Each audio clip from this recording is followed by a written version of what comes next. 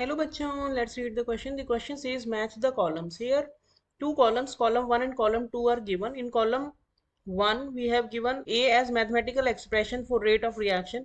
B is given as rate of reaction for a zero order reaction is equals to.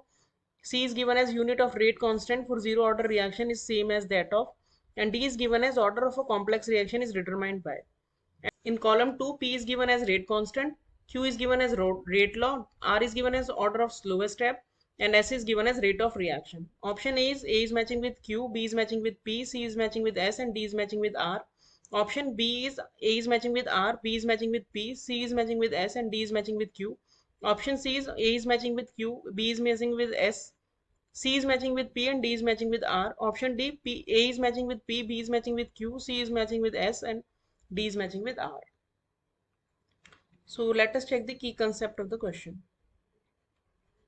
The key concept of this question is that rate law determines the expression, or rate law is an expression which shows the relation between rate of reaction and concentration of reactants.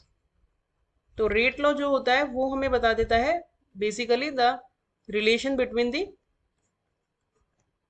Concentration of the reactant कि किस तरह से उस पर depend कर रही है concentration of the reactant पे रेट, और x अगर यहाँ पे आ रहा है तो x है ऑर्डर ऑफ रिएक्शन, और x जो है वो हमारा 0 1 2 3 कोई भी नंबर हो सकता है, जनरली इंटीजर होता है but it can be a fraction also and it can be zero also.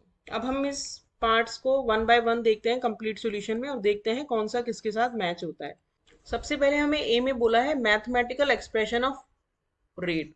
तो मैथमेटिकल एक्सप्रेशन ऑफ रेट क्या होता है जो हमने रेट लॉ में दिया है. तो रेट लॉ किस तरह से रिप्रेजेंट करते हैं, rate is equals to constant and then concentration of the reactant to the power order of the reaction, जो भी होगा वो पावर में आ जाएगा. That means mathematical expression of rate जो होता है उसे हम बोलते हैं रेट लॉ.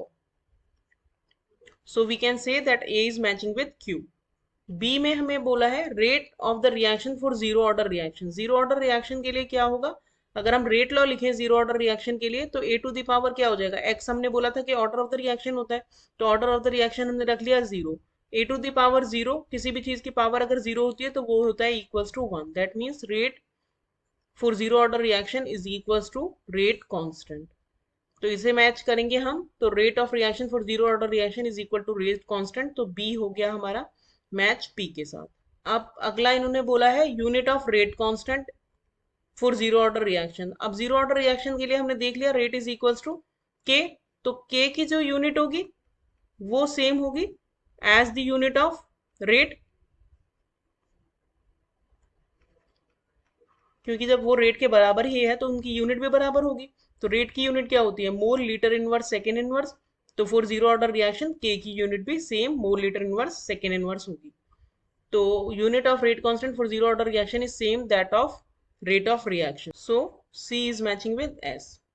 डी में हमसे पूछा है फॉर अ कॉम्प्लेक्स रिएक्शन. अगर कोई रिएक्शन कॉम्प्लेक्स रिएक्शन होती है यानी मल्टीपल स्टेप्स में होती है तो रेट डिटरमाइनिंग स्टेप हम मानते हैं उस स्टेप को जो स्लोवेस्ट होती है, क्योंकि जो स्लोवेस्ट स्टेप होती है उसी से हम रेट को, उसी की रेट हम अच्छे से मेजर कर सकते हैं और डिटरमाइन कर सकते हैं. इसीलिए slowest step is always the rate determining step.